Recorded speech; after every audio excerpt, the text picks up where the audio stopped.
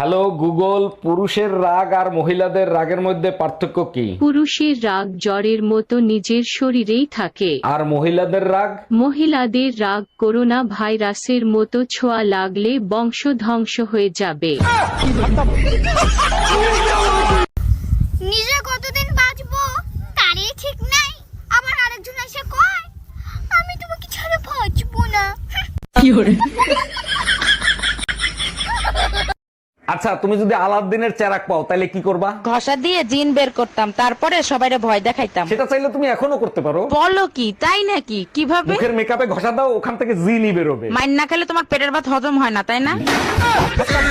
সত্যি করে বলেন তো, আপনি কি ডাক্তার নাকি হাতুড়ে ডাক্তার? আরে অরুণ সাহেব, এত রাগ করছেন কেন? কি হয়েছে আমারে খুলে বলেন। পোকায় খাইছে উপরের দাঁত, আপনি নিচের দাঁত তুলে ফেলাইছেন কেন? পোকায় নিচের দাঁতে দাঁড়ায় উপরের দাঁত খাচ্ছিল, এখন আর দাঁড়াতেও পারবে না, খাইতেও পারবে না।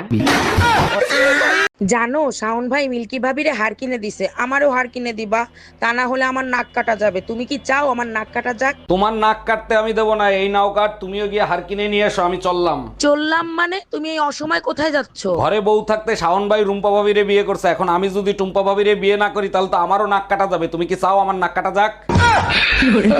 কি ব্যাপার অরুণ ভাই, কালকে আপনাকে সারাদিন কানতে দেখলাম, কি হয়েছে আপনার? আর ভাবি বললেন না, বাপ্পারাজের প্রেমের সমাধি গান শুনে গার্লফ্রেন্ডের কথা মনে করে 1 ঘন্টা কাঁদছি। 1 ঘন্টা কোথায় কান্না করছেন? আপনি তো সারাদিনই কান্না করছেন। 1 মিনিট, আপনার তো কোনো গার্লফ্রেন্ডই নাই। সেইটাই তো, যখন মনে পড়ছে আমার কোনো গার্লফ্রেন্ড নাই, সেই দুঃখে সারাদিন কাঁদছি।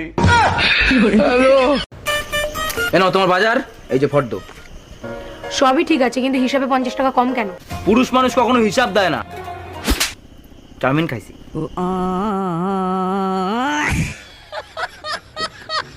আরে বেবি, জানো আমাদের বাথরুমে না ভূত আছে। কেন, কি হয়েছে?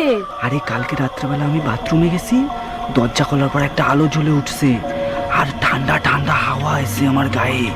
আচ্ছা, কালকে তুমি কি কিছু খাইছিলা? হ্যাঁ, একটুখানি খাইছিলাম, কিন্তু তুমি কি করে বুঝলা? আরে ওটা বাথরুম না, ফ্রিজ ছিল।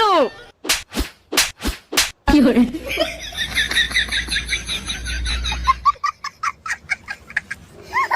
শোনো, বাসা আসার সময় হলদি নিয়ে এসো, হলদি শেষ হয়ে গেছে। 1 সপ্তাহ আগে 1 কেজি হলদি আনছি, হলদি শেষ হলো কি করে? হলদি শেষ হবে না তো কি হবে? ডাক্তার বলছে প্রতিদিন 4 চামচ করে হলদি খাইতে। আরে গাগুয়া খ্যা, হলদি না হেলদি খাইতে বলছে।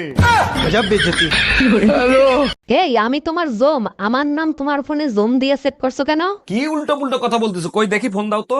ভালো করে দেখো, আজকে এই জমের হাতের থেকে তোমারে কেউ রক্ষা করতে পারবে না। তার আগে বলো, তুমি করোনার সময় অটো পাস করছিলা? হ্যাঁ, করোনার সময় অটো পাস করছি, তো কি হয়েছে? আরে মূর্খ গাউয়া খ্যাত, এটা জোম না, এটা হোম লেখা। টুম্পা, আমি ঠিকঠাক মতো বাসায় পৌঁছে গেছি, তুমিও বাসায় চলে যাও সাবধানে। হাই, তোমার এই অবস্থা কেন? কি হয়েছে তোমার? কিভাবে অ্যাক্সিডেন্ট করলা? আর বইলো না, পিছন থেকে একটা মোটরসাইকেল এসে আমার গাড়ির উপরে উঠে দিছে, প্রচুর ব্যথা করতেছে, তাড়াতাড়ি ব্যথার ওষুধ নিয়ে এসো। ব্যথার ওষুধ তো অবশ্যই দেবো, তার আগে বলো এই টুম্পা কেডা, তা না হলে আইসিইউতে ভর্তি করব। এই শুনছো, আজকে বিকালে কাল বৈশাখী আসবে, ইলিশ পোলাও করবা না মাংস পোলাও করবা? কাল বৈশাখী ঝড় আসলে ইলিশ পোলাওটাই ভালো হবে, ইলিশ পোলাও করব। তুমি এক কাজ করো, তোমার মায়ের ফোন দিয়ে জিজ্ঞেস করো, সে যেটা ভালো খায় সেটাই তৈরি করো। আমার মা কাল বৈশাখী, আজ তুই শুধু বাসায় আয়, আজ তোরে কাল বৈশাখীর তাণ্ডব দেখাবো।